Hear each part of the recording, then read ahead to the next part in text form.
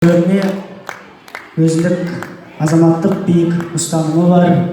Өнерде де өмірде де өзімнің жақсы көретін ағамды шақырғалы тұрмын. Қарсы алыңыздар, қабыл алыңыздар. Бой сергітейік. Қазір ол кісі айтқанда бәріміз билейміз, жақсы ма? Қарсы алыңыздар. Нұргелді Белгібай. Ассалаумағалейкум.